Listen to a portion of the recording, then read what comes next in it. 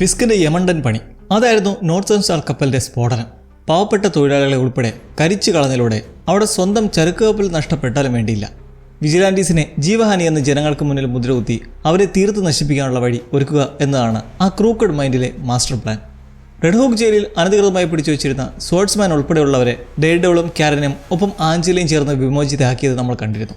ഇതിനിടയ്ക്ക് അവിടെ കറങ്ങി നടപ്പുള്ള വേറെ ഒരാളില്ലേ, ബെഞ്ചമിൻ പോയിന്റ് ഡെക്സ്റ്റർ എന്ന ബുൾസൈ. എന്താണ് അവൻ്റെ ഉദ്ദേശം? ഫിസ്കിൻ്റെ ഫോഴ്സിൽ നിന്നും ചെറിയ സേഫാക്കി ആശുപത്രിയിൽ നിന്നും മാറ്റിയത് ഇവരാണ്. എന്തായാലും ഈ എപ്പിസോഡിലൂടെ നമ്മൾ അവനിലേക്ക് തന്നെ ആദ്യം പോവുകയാണ്. സീരീസിൽ തന്നെ ഏറ്റവും മികച്ച ആക്ഷൻ രംഗങ്ങളിലൊന്ന് എന്ന് വിശേഷിപ്പിക്കാവുന്ന ഒരു സീക്വൻസിലൂടെ ഒരു വില്ലൻ്റെയോ കൊലാളിയുടെയോ യാതൊരു ലക്ഷണങ്ങളുമില്ലാത്ത തികച്ചും സാധാരണമായ ഒരു മനുഷ്യൻ ബെഞ്ചമിൻ നല്ല സുന്ദരമായ പ്രഭാതത്തിൽ സ്വന്തമായി ആഹാരം കുക്ക് ചെയ്തും ബുൾസൈ അടിച്ചും അത് കഴിച്ചും വാടക വീട്ടിലെ ആൻറ്റിയുടെ പൂച്ചയെ തലോടിയുമൊക്കെ പോകുന്നൊരു ശാന്ത മഹാനുഭാവൻ. വീട്ടിൽ നിന്നിറങ്ങി ബുൾസൈ നേരെ പോകുന്നത് ഒരു ഡൈനറിലേക്കാണ്. അവിടെയുള്ള സ്പെഷ്യൽ മിൽക്ക് ഷേക്ക് ഓർഡർ ചെയ്തിട്ട് മൊത്തത്തിൽ ഒന്ന് വീക്ഷിക്കുന്നുണ്ട്. ഫോർക്കുകൾ, ടൂത്ത് പിക്ക്, കത്തി, ഗ്ലാസ് ടാങ്കിലിട്ടിരിക്കുന്ന ലോബ്സ്റ്ററുകൾ, അങ്ങനെ പൊട്ടൻഷ്യലി ആയുധമാക്കാൻ പറ്റിയതെല്ലാം നോക്കിയിട്ട് ഡെക്സ്റ്റർ ഒരു ഫോൺ കോൾ ചെയ്യുവാണ്.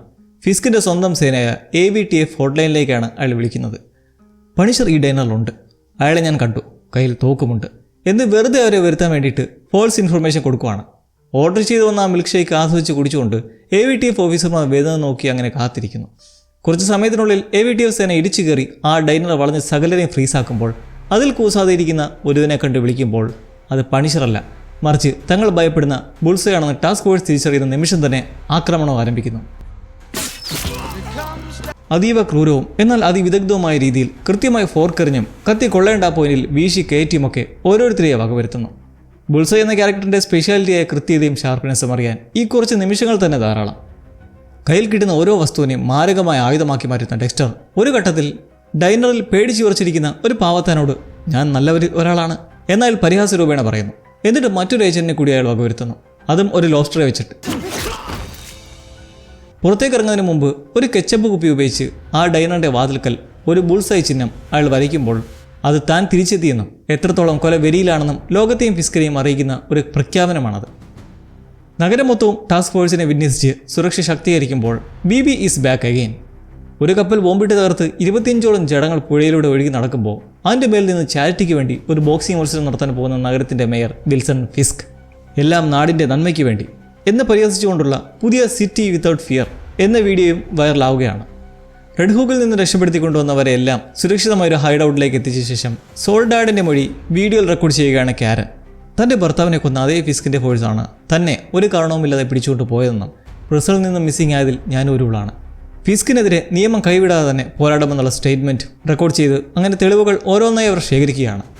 രക്ഷപ്പെട്ട ജാക്ക് ഡുക്കെയിൻ താൻ നഗരം വിടുകയാണെന്ന് ഡെയർഡെവിളിനോട് പറയുന്നു. എന്നാൽ ഡെയർഡെവിൾ ജാക്കിനോട് അതേക്കുറിച്ച് ഒന്നുകൂടി ചിന്തിക്കാനും നിങ്ങളുടെ സാന്നിധ്യം ഇപ്പോൾ ഈ ജനങ്ങൾക്ക് ആവശ്യമാണെന്നും പറയുന്നു. എന്നാൽ ജാക്കിൻ്റെ കണ്ണിൽ ഡെയർഡെവിൾ ഇപ്പോൾ വെറുമൊരു ഹീറോ അല്ല, ഈ നിൽക്കുന്നവരുടെ പ്രതീക്ഷയാണെന്നും പറഞ്ഞ് പോകുന്നതിന് മുമ്പ് താൻ അതുവരെ സ്വരൂപിച്ച വലിയൊരു തുകയുടെ അക്കൗണ്ട് വിവരങ്ങൾ അയാൾ കാരന് നൽകിയിരിക്കുന്നതിലൂടെ ഡെയർഡെവിളിനും സംഘത്തിനും ഫിസ്കിനെതിരെയുള്ള പോരാട്ടത്തിൽ സാമ്പത്തികമായ ഒരു വലിയ പിൻബലം ലഭിച്ചിരിക്കുകയാണ്. കാരൻ തെളിവുകളടങ്ങുന്ന മെമ്മറി കാർഡ് തൻ്റെ സോഴ്സിനെ കൈമാറേണ്ടതുണ്ട്, അതായത് BBക്ക്.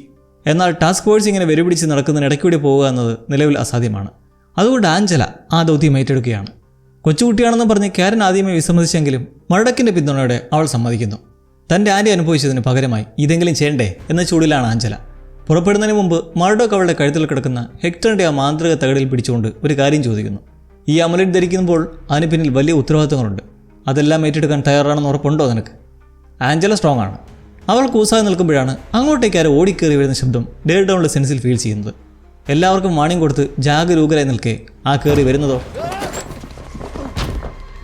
അത് ക്രിസ്റ്റോഫിയാണ്, നോർത്തേൺ സ്റ്റാർ കപ്പലിലെ ഫസ്റ്റ് മേറ്റ്. അപ്പോൾ മരിച്ചിട്ടില്ല. ഇത് ഡെയർഡെവിളിന് നിർണായകമായ ഒരു ചാൻസാണ്. കാരണം കപ്പലിലെ ചരക്ക് എന്താണെന്ന് ഇവനറിയാം. ആ തടവിലാക്കപ്പെട്ടവരിൽ അരിയാനയും ഉണ്ടായിരുന്നില്ലേ, ആ ഗ്രീക്ക് റെസ്റ്റോറൻറ്റ് ലേഡി. രക്ഷപ്പെട്ട കൂട്ടത്തിലുള്ള അരിയാനെ അറിയിച്ചതേ തുടർന്ന് ഈ ഹൈഡ് ഔട്ടിലേക്ക് ആരും കാണാതെ എത്തിപ്പെട്ടതാണ് അവൻ. ക്രിസ്റ്റോഫി ഒരിക്കൽ രക്ഷിക്കാൻ ശ്രമിച്ചവരാണ് അരിയാന. അവരോടുള്ള കടപ്പാട് കൂടിക്കൊണ്ട് തന്നാൽ കഴിയുന്ന രീതിയിൽ സഹായിക്കാമെന്ന് അറിയിക്കുമ്പോൾ എന്താണ് ഈ ഫസ്റ്റ് മെയിൻ്റെ കൊണ്ടുള്ള ഗുണം?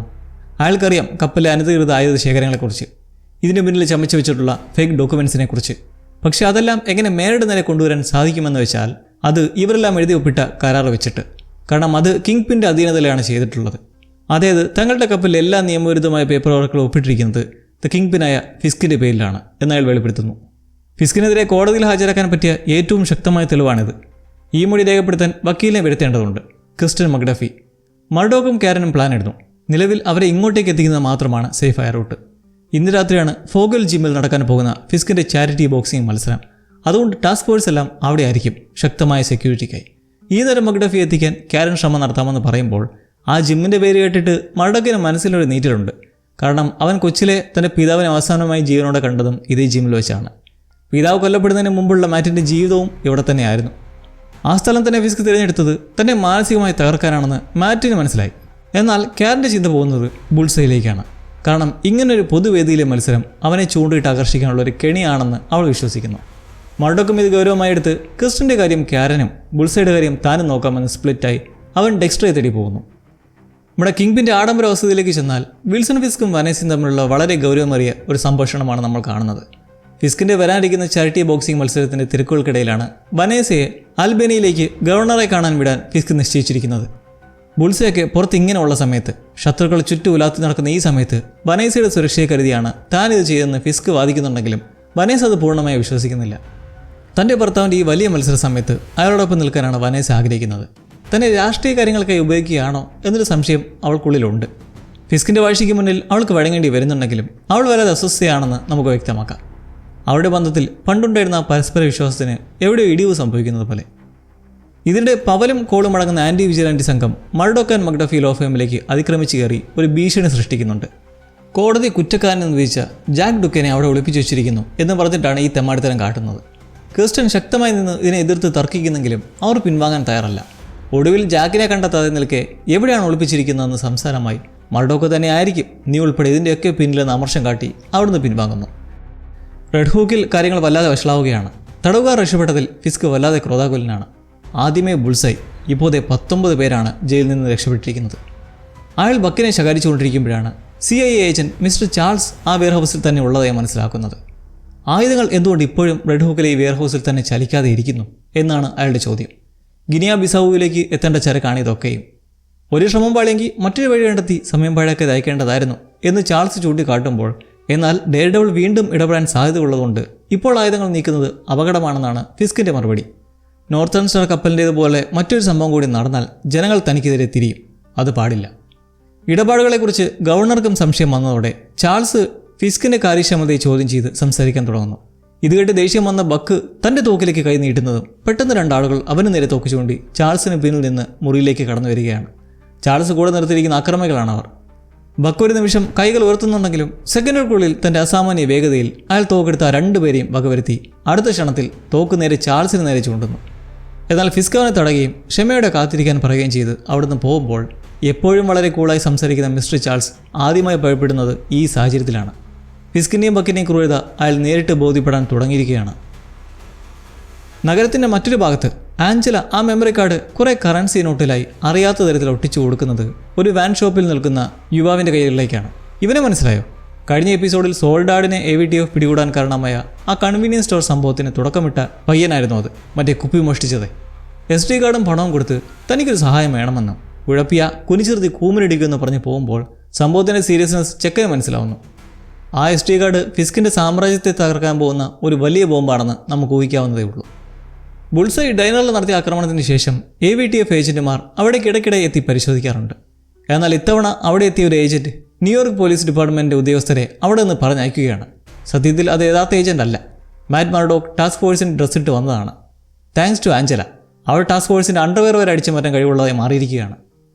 മാറ്റ് ആ ഡൈനർ സസൂക്ഷ്മം പരിശോധിച്ച് അവിടെ നടന്ന ആക്രമണത്തിൻ്റെ ആ തീവ്രത മനസ്സിലാക്കി എന്തേലും ഒരു പിടിവളി കിട്ടുമെന്ന് നോക്കി ഒടുവിൽ അവിടെ നിന്നൊരു നാണയം ലഭിക്കുന്നു. പള്ളിയിലെ ടോക്കൺ നാണയമാണ്. ബുൾസൈ എവിടെയാണ് ഒളിച്ചിരിക്കുന്നത് എന്നതിനെക്കുറിച്ചുള്ള വലിയൊരു തുമ്പായത് മർഡോക്കിനെ നേരെ എത്തിക്കുന്നത് മുന്നേ ബുൾസൈ വന്നു നിന്ന ആ പള്ളിയിലേക്കാണ്. കാരണം അത് മർഡോക്ക് വളർന്ന സ്ഥലമാണ്. സിസ്റ്റർ മാഗി എന്ന തൻ്റെ അമ്മയുടെ കീഴിൽ വളർന്ന അനാഥാലയം ആ പള്ളിയുടേതാണ്. പഴയ ഓർമ്മകൾ മനസ്സിൽ വന്ന് അവിടെ കർത്താവിനോട് സംസാരിച്ച് നിൽക്കെ ഒരു വികാരി അവിടേക്ക് എത്തുന്നു. മുന്നേ ബെഞ്ചമിൻ സംസാരിച്ച അതേ ആൾ. നാണയം കാട്ടി ഇതൊരു ക്രൈം സീനിൽ നിന്ന് കിട്ടിയതാണ്. ആരാണിതിന് പിന്നിൽ? അയാളെന്തോ മറച്ചു വയ്ക്കുന്നതായി സെൻസിലൂടെ മനസ്സിലാക്കി പുരോഹിതനോട് സംസാരിക്കുമ്പോൾ കുറച്ച് ദിവസങ്ങൾക്ക് മുൻപ് ബുൾസയോടെ വന്ന കാര്യവും അവൻ്റെ നിലവിലെ താമസ സ്ഥലത്തെക്കുറിച്ചുള്ള സൂചനകളും മർഡോക്കിന് ലഭിക്കുന്നു. ദിവസേന പള്ളിമണി കേൾക്കുമ്പോൾ താൻ ജനാലയിലൂടെ ഈ പള്ളിയിലേക്ക് നോക്കിയാൽ എനിക്ക് നിന്നെ കാണാം എന്ന് ബെഞ്ചമിൻ ആ പുരോഹിതനോട് ഒരിക്കൽ പറഞ്ഞത് വെച്ചിട്ട് മർഡോക്ക് അവൻ്റെ എൻഹാൻസ്ഡ് സെൻസസ് വഴി ആ അപ്പാർട്ട്മെൻറ്റ് മനസ്സിലാക്കി അന്ന് രാത്രി ഡെയർഡെവിളായി അവിടേക്ക് അതിക്രമിച്ച് കയറി പറ്റുന്നു. റൂമിലേക്ക് തിരികെ എത്തുന്ന ഡെക്സ്റ്റർക്ക് പെട്ടെന്ന് തന്നെ ആ ഫീൽ അടിച്ച് പാട്ടുപെട്ടിയിലെ CD എടുത്ത് വീശുന്നതും പിന്നെ അവിടെ അടിപൊളി ആക്ഷൻ പോരാട്ടമാണ്. രണ്ട് അസാമാന്യ പോരാളികൾ തമ്മിലുള്ള പോരാട്ടം അതിൻ്റെ എല്ലാ തീവ്രതയോടെയും അവിടെ അരങ്ങേറുന്നു. ബുൾസൈ വസ്തുക്കൾ വലിച്ചെറിഞ്ഞുകൊണ്ട് മർഡക്കിനെ പ്രതിരോധിക്കുമ്പോൾ മാറ്റ് തൻ്റെ അമാനുഷിക വേഗതയും റിഫ്ലക്സും ഉപയോഗിച്ച് അവ നേരിടുന്നു. പോരാട്ടത്തിനിടയിൽ അവിടേക്ക് എത്തുന്ന ഹൗസ് ഓണർക്ക് നേരെ തോക്ക് ചൂണ്ടി ഭീഷണിപ്പെടുത്തി ഡെയർഡെവിളിനെ ഫ്രീസാക്കി ബുൾസൈ തൻ്റെ ലക്ഷ്യം എന്താണെന്ന് വെളിപ്പെടുത്തുകയാണ്. പക്ഷേ അതിനു മുന്നേ അയാൾക്കൊരു ഏറ്റുപറച്ചിലുണ്ട്. മർഡോക്കിൻ്റെ ആത്മസുഹൃത്തായ ഫോഗി നെൽസനെ കൊന്നത് അവനെ മാനിപ്പുലേറ്റ് ചെയ്ത് അത് ചെയ്യിച്ചതാണെന്ന് പറയുമ്പോൾ മർഡക്കിനത് കേൾക്കണ്ട. തൻ്റെ സുഹൃത്തിനെ കൊന്നതിൻ്റെ അടങ്ങാത്ത പക അവൻ്റെ ഉള്ളിലുണ്ട്. പക്ഷേ ഇങ്ങനൊരു അവസരത്തിൽ അതേക്കുറിച്ച് മിണ്ടിപ്പോരുത് എന്ന് താക്കി നൽകുവാണ്. താനൊരു നല്ല കാര്യം ചെയ്യാൻ ശ്രമിക്കുകയാണെന്ന് ബുൾസൈ അവകാശപ്പെടുന്നു. അത് മർഡോക്ക് ചെയ്യാൻ മടിക്കുന്ന കാര്യമാണ്. ഫിസ്കിനെ വധിക്കുക, അതിലൂടെ ലോകത്തിലെ പാപങ്ങളുടെ തുലാസ് തുല്യമാക്കാൻ താൻ ആഗ്രഹിക്കുന്നു എന്നാണ് അവൻ്റെ വാദം. ഇത് നല്ല കാര്യമല്ലേ, എന്നാൽ അവനത് ചെയ്യട്ടെ. വെറുതെ മർഡോക്ക് ഇടങ്ങാറായിട്ട് നിൽക്കണേ എന്തിന്? എന്നാൽ ഇവിടാണ് കാര്യം. കിങ് പിൻ ഇപ്പോൾ ഇങ്ങനെ നിൽക്കെ മരിച്ച അയാളെ ധീര രക്തസാക്ഷിയായി ലോകം പുകഴ്ത്തും. ഇത്ര നികൃഷ്ടനായ ഒരുവൻ ഒരിക്കലും രക്തസാക്ഷിയാകാൻ പാടില്ല എന്നൊരു നിലപാടിൽ ഫിസ്കിനെ കൊല്ലാൻ ബുൾസയെ അനുവദിക്കില്ലെന്ന് മാറ്റ് ഉറപ്പിച്ച് പറയുന്നു. സ്ത്രീയെ രക്ഷിക്കാൻ ശ്രമിക്കുന്ന ക്ഷണത്തിൽ ബുൾസെ അവിടെ നിന്ന് എസ്കേപ്പ് ആവുകയാണ്. ഡെയർഡെവിൾ അവനെ വിടാതെ പിന്തുടരുമ്പോൾ ഗവർണറായ മക്കർഫിയുമൊത്തുള്ള മീറ്റിംഗിലാണ് വനേസ അൽബനിയിൽ. അവരുടെ ഓഫീസിലുള്ള ഈ താക്കോല് പോരെണ്ണം ഞാൻ എവിടെയോ കണ്ടിട്ടുണ്ടല്ലോ. അതുപോട്ടെ, ഗവർണർ വനേസയോട് വളരെ കർക്കശമായ ഭാവത്തിലാണ് സംസാരിക്കുന്നത്. മേയർ എന്ന നിലയിലുള്ള ഫിസ്കിൻ്റെ പ്രവർത്തനങ്ങളിൽ തനിക്കൊട്ടും തൃപ്തിയില്ലെന്ന് ഗവർണർ തുറന്നു പറയുന്നു. ഫിസ്കിന് ഇനിയും രാഷ്ട്രീയമായ പിന്തുണ നൽകാൻ തനിക്ക് കഴിയില്ലെന്നും അവൾ വ്യക്തമാക്കുമ്പോൾ എവിടെയാണ് നമ്മൾ വനേസയുടെ രാഷ്ട്രീയ ബുദ്ധി കാണുന്നത്? ഫിസ്കിന് ലഭിക്കാത്ത അംഗീകാരം തൻ്റെ സാന്നിധ്യത്തിലൂടെ നേടിയെടുക്കാൻ അവൾക്ക് സാധിക്കുമെന്ന് തെളിയിക്കുന്ന വേളയാണത്. തൻ്റെ ഭർത്താവ് ന്യൂയോർക്കിനെ സ്നേഹിക്കുന്നുണ്ടെന്നും അതിലേറെ താൻ തൻ്റെ ഭർത്താവിനെ സ്നേഹിക്കുന്നുണ്ടെന്നും സംസാരിച്ച് ഒടുവിൽ ഗവർണറെ സ്വാധീനിച്ച് വനേസയുടെ വിശ്വാസത്തിന്മേൽ മേയറിനും അവർക്കുമായി പിന്തുണ നൽകാൻ വിമുഖതയോടെ ആണെങ്കിലും ഗവർണർ സമ്മതിക്കുന്നു. Boxing night. തങ്ങളുടെ സ്വന്തം മേയർ ഫിസ്കിൻ്റെ ബോക്സിംഗ് മത്സരം കാണാനായി ആളുകൾ ക്യൂ നിൽക്കുവാണ്. വീഡിയോ റിപ്പോർട്ട് തയ്യാറാക്കാൻ എത്തിയിട്ടുള്ള ബീബിക്കൊപ്പം ബ്ലെയ്ക്കും എത്തി നിൽക്കുമ്പോൾ ചുറ്റും ആഘോഷമയം. കഴിഞ്ഞ രാത്രിയിലെ ആ സുഖമില്ലാത്ത സംസാരത്തിൽ നിന്ന് ഇരുവരും കുറച്ച് അയഞ്ഞിട്ടുണ്ട്. ഈ ഒരു സമയത്താണ് ആഞ്ചൽ നേരത്തെ ഏർപ്പാടാക്കിയ ആ ചെക്കൻ ബീബിയുടെ അടുത്തേക്ക് വരുന്നത്. നിങ്ങൾ ബീബി അല്ലേ? ബീബി റിപ്പോർട്ടിലെ ആള്. ഞങ്ങളെല്ലാം കാണാറുണ്ട്, വലിയൊരു ഫാനാ, ഒരു ഫോട്ടോ എടുത്തോട്ടെ എന്ന വ്യാജേന അടുത്ത് വന്ന് നിന്നിട്ട് ആരും ശ്രദ്ധിക്കാത്ത തരത്തിൽ തൊട്ടടുത്തുള്ള ബ്ലെയ്ക്കിന് പോലും ശ്രദ്ധ വരുത്താൻ പറ്റാത്ത വിധം ആ SD കാർഡ് അവൻ അവളുടെ കോട്ടിൻ്റെ പോക്കറ്റിലേക്ക് വെച്ചിട്ട് പോകുന്നു. ബ്ലെയ്ക്കിന് അവൻ്റെ പെരുമാറ്റത്തിൽ കുറച്ചൊക്കെ സംശയം തോന്നുന്നുണ്ടെങ്കിലും അത് കാര്യമാകുന്നില്ല. അങ്ങനെ ഫിസ്കിനെ തകർക്കാൻ പോകുന്ന ആ വലിയ തെളിവ് ഇപ്പോൾ ബീബിയുടെ കയ്യിൽ എത്തിയിരിക്കുകയാണ്. ഇത് വെച്ചിട്ട് അവളൊരു കാച്ചിയ അതോടെ എല്ലാം തീരും. ഫോഗേൾസ് ജിമ്മിൽ ഫിസ്കിൻ്റെ ചാരിറ്റി ബോക്സിംഗ് മത്സരം ആരംഭിക്കാൻ പോവുകയാണ്. മത്സരത്തിന് തൊട്ടു മുമ്പ് ഫിസ്ക് തൻ്റെ സെക്യൂരിറ്റി ടീമിനോട് ഒരു പ്രത്യേക നിർദ്ദേശം നൽകുന്നു. മത്സരം നടക്കുന്ന ജിമ്മിൻ്റെ മുൻവാതിൽ കാവലേർപ്പെടുത്താതെ തുറന്നിടുക. ഇത് കേട്ട ബക്കിന് ആശ്ചര്യം. ബുൾസയെയോ ഡെയർഡെവിളിനെയോ ആ കെണിയിലേക്ക് ആകർഷിക്കാനാണ് ഫിസ്ക് ഇത് ചെയ്യുന്നതെന്ന് വ്യക്തമാണ്. താൻ എവിടെയും പോകാതെ ഫിസ്കിനൊപ്പം തന്നെ ഉണ്ടാകുമെന്ന് നിൽക്കുന്ന ബക്കിനൊരു ഫോൺ കോൾ വരുന്നു. ആ കോൾ എന്തിനാണുള്ളതെന്ന് ഫിസ്കിനറിയാം. അയാൾ ബക്കിനോട് മറ്റൊരിടത്തേക്ക് പോകാൻ ആവശ്യപ്പെടുമ്പോൾ അതെന്താ സംഭവം എന്നറിയോ? ക്രിസ്റ്റോഫി രാത്രി ഒത്ത തക്കത്തിന് മക്ഡഫി ഹൈഡ് ഔട്ടിലേക്ക് എത്തി ഫസ്റ്റ് മേറ്റിൻ്റെ മൊഴിയും ദൃശ്യവും രേഖപ്പെടുത്തുകയാണ്. നോർത്തേൺ സ്റ്റാറിൽ ഉണ്ടായിരുന്നത് മിലിറ്ററി ഗ്രേഡിലുള്ള ഇല്ലീഗൽ വെപ്പൺസ് ആണെന്നും പിന്നിൽ കിങ് പിന്നാണ്. താൻ കാർഗോയിൽ കാലാകാലങ്ങളായി ജോലി ചെയ്യുന്നവനാണ്. പക്ഷേ ഒരു പെർമിഷനോ ഗവൺമെൻറ് നൂലാമാലകളോ ഇല്ലാതെയാണ് കിങ് പിൻ ഈ കയറ്റുമതി നടത്തുന്നത്. ഈ നാടിനെ തന്നെ കൈപ്പടയിൽ ഒതുക്കുന്ന അയാൾക്ക് മാത്രമേ ഇത്ര അനായാസമായി ഇങ്ങനെയൊരു സ്മഗ്ലിംഗ് നടത്താൻ കഴിയുള്ളൂ. ഫിസ്ക് അങ്ങനെ ഒരുവനാണ്. ഒടുവിലെ മക്ഡഫിയുടെ ചോദ്യം, ആരോ ഒരാൾ ഇത് തടയാൻ ശ്രമിച്ചുകൊണ്ടല്ലേ കപ്പൽ മുക്കാൻ ഓർഡർ വന്നത്, അതാരാണ് എന്നതിന് ക്രിസ്റ്റോഫിയുടെ പ്രതികരണം, അത് തടുക്കാൻ ശ്രമിച്ചത് ഒരാളായിരുന്നു, ഡെയർഡെവിൾ എന്ന അവസാനത്തെ വാചകത്തോടുകൂടെ ആ വീഡിയോ എവിഡൻസ് പാക്ഡാക്കി ക്യാരൻ്റെ പിടിപാട് വെച്ച് US മാർഷൽസിൻ്റെ കൈകളിലേക്ക് ക്രിസ്റ്റോഫിയെ കൈമാറി സേഫായി ഒരിടത്തേക്ക് മാറ്റാനായി കൊണ്ടുവരികയാണ്. എന്നാൽ അവിടെ വെടി. ഒപ്പമുണ്ടായിരുന്ന മാർഷൽസിനെ കൊന്നവിടെ തോക്കും ചൂടി നിൽക്കുന്നത് ബക്കാണ്. ഫിസ്കിന് വിവരം ചോർന്നവിടെ പ്രധാനപ്പെട്ട ഏക സാക്ഷിയായ ക്രിസ്റ്റോഫിയെ അവിടെ വെച്ച് ബക്ക് പോരാട്ടം തുടങ്ങിക്കഴിഞ്ഞു. ബക്കിനെ പറഞ്ഞു വിട്ടതിന് പിന്നാലെ AVTFിലെ പവലിനെ സെക്യൂരിറ്റിയുടെ ചുമതല ഏൽപ്പിച്ചിട്ട് റിങ്ങിലേക്ക് ജനപ്രവാഹത്തോടെ കയറുമ്പോൾ ബോക്സിംഗ് ബാക്ക്ഗ്രൗണ്ടും റെക്കോർഡുകളൊക്കെയുള്ള എതിരാളിക്ക് പുല്ലുവില പോലുമില്ല. ബീബി ബ്ലെയ്ക്കിനും ഷീലയ്ക്കുമൊപ്പം ഇരുന്ന് ഫിസ്കിൻ്റെ സ്പെഷ്യൽ പാവയും ഗ്ലാസ് പ്രതിമയൊക്കെ ഇരിക്കുമ്പോൾ മേയർ അവിടെ തൂവെള്ള ഡ്രസ്സും ഇട്ട് ആളുടെ ഏറ്റവും ക്രൂരമായ പ്രകടനം കാഴ്ചവെക്കുകയാണ്. കാണികൾ പോലും വാ വിളിച്ചു പോകുന്ന മൃഗീയത. റൗണ്ട് ബ്രേക്കിൽ പവലെത്തി ഫസ്റ്റ് മേറ്റിൻ്റെ കാര്യത്തിൽ തീരുമാനമായതെ അറിയിക്കുന്നതും മൊട്ടത്തല്ലിൻ്റെ ആവശ്യം ഇരട്ടിയാവുകയാണ്. എന്നാൽ പെട്ടെന്ന് വനേസ അവിടേക്ക് കടന്നു വരുന്നത് കണ്ട ഫിസ്കിൻ്റെ ശ്രദ്ധ മാറുന്നു. ഈ സമയം എതിരാളിയുടെ ഒരു ശക്തമായ ഇടി ഫിസ്കിൻ്റെ മുഖത്ത് കൊള്ളുന്നതോടെ ഇതയാളെ ചൊടിപ്പിച്ച് രണ്ട് മാടനടി തിരിച്ചടിച്ച് മറ്റവനെ അബോധാവസ്ഥയിലാക്കി താഴെയിടുന്നു. കാണികൾ ഒരു നിമിഷം നിശബ്ദരായെങ്കിലും ഫിസ്കിന് ചാമ്പ്യൻ പട്ടം നൽകിയതോടെ അവർ വീണ്ടും ആർത്തു വിളിക്കാൻ തുടങ്ങുമ്പോൾ വനേസ റിങ്ങിലെത്തി ഫിസ്കിനോടൊപ്പം ഈ വിജയം ആഘോഷിക്കാൻ തുടങ്ങുവാണ്. വനേസയോട് ഇങ്ങോട്ട് വരരുതെന്ന് പറഞ്ഞതായിരുന്നില്ലേ, പിന്നെന്തിനു വന്നെന്ന് ഫിസ്ക് ആശങ്കയോട് ചോദിക്കവേ ഇവിടുള്ള ഈ വിജയം എനിക്ക് കാണാൻ പറ്റി, പോയ കാര്യത്തിലും വിജയം കണ്ടതായി അവരറിയിക്കുന്നു. എന്നാൽ ആ ആഘോഷങ്ങൾ അധികം നീളുന്നില്ല. ബുൾസൈ അവിടേക്ക് എത്തിയിരിക്കുകയാണ്, ഫിസ്ക് പ്ലാൻ ചെയ്ത പോലെ തന്നെ. എന്നാൽ വനേസ അവിടെ ഉള്ളത് അയാൾക്ക് ടെൻഷനാണ്. അവളെ സുരക്ഷിതാക്കാൻ ഷൗട്ട് ചെയ്യുമ്പോൾ ഡെക്സ്റ്റർ തൻ്റെ മാരകമായ കൃത്യതയോടെ AVTF സേനയെ ഓരോരുത്തരെയെ വകവരുത്താൻ തുടങ്ങുന്നു.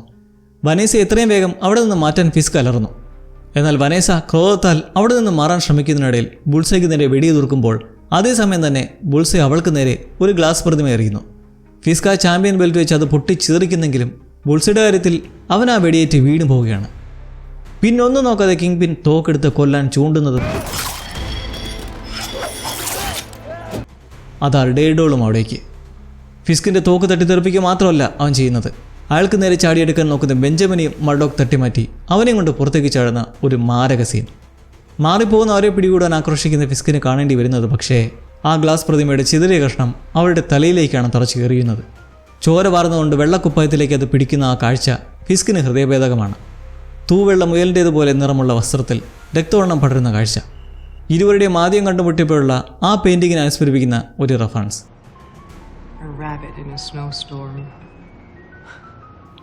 ഫിസ്കിൻ്റെ അക്രമാവസരങ്ങൾ കാരണം ആ വെള്ള പെയിൻറ്റിങ്ങിൽ രക്തം ചിതറിയതുപോലെ ഇപ്പോൾ വനേസയുടെ ജീവിതവും അപകടത്തിലായിരിക്കുന്നു. വീണുപോകുന്ന വനേസയും നിലവിളിച്ചുകൊണ്ടടുത്തേക്ക് ഓടി വരുന്ന ഫിസ്കും ആ ഭീകരമായ നിശബ്ദതയിൽ ഇരുളുമ്പോൾ 4ാം എപ്പിസോഡ് ആരംഭിച്ചത് ബുൾസൈഡ് ആക്രമണത്തോടെ ആണെങ്കിൽ അവസാനിക്കുന്നത് വനേസ ഫിസ്കിൻ്റെ ദാരുണമായ അന്ത്യത്തെ സൂചിപ്പിച്ചുകൊണ്ടാണ്. അന്ത്യമാണോ അതോ വലിയ അപകടം മാത്രമാണോ എന്ന് നമുക്ക് അടുത്ത എപ്പിസോഡിൽ അറിയാം. തൻ്റെ ആത്മസുഹൃത്തിനെ കൊന്ന ഏറ്റവും വലിയ ശത്രു അവനാണിപ്പോൾ ഡേഡോൾ രക്ഷിച്ചിരിക്കുന്നത് എന്ന ആ ഒരു മൈൻഡ് സെറ്റ് ഇവിടെ ചാടി നിൽക്കുമ്പോൾ തന്നെ നമുക്ക് അവനിൽ കാണാം. ഇതുമായി ബന്ധപ്പെട്ട് കാനോടുള്ള വിശദീകരണം എന്തായിരിക്കുമെന്നാണ് ഉറ്റുനോക്കുന്നത്. വനേസ കൊല്ലപ്പെട്ട ഫിസ്ക് അൾട്ടിമേറ്റ് ഭ്രാന്തനാവും. ന്യൂയോർക്ക് സിറ്റി ഇനി വരാനിരിക്കുന്ന ഒരു വലിയ നരകയാതനയ്ക്ക് സാക്ഷ്യം വഹിക്കേണ്ടി വരുമെന്ന് ഉറപ്പാണ്. ബുൾസൈയെ രക്ഷിച്ച് മാറ്റിയതോടെ ഡേഡോളും ഫിസ്കും തമ്മിലുള്ള പോരാട്ടം ഇനി വ്യക്തിപരമായൊരു യുദ്ധമായി മാറുമ്പോൾ എന്താണ് നിങ്ങൾക്ക് തോന്നുന്നത്? ഇതൊരു നടക്കി പോകുന്ന ലക്ഷണം ഉണ്ടോ? എന്തായാലും പറയാൻ മറക്കണ്ട. അപ്പോൾ അടുത്തൊരു ശാപത്തിൻ്റെ കഥയുമായി വീണ്ടും സന്ധിக்கலாம்.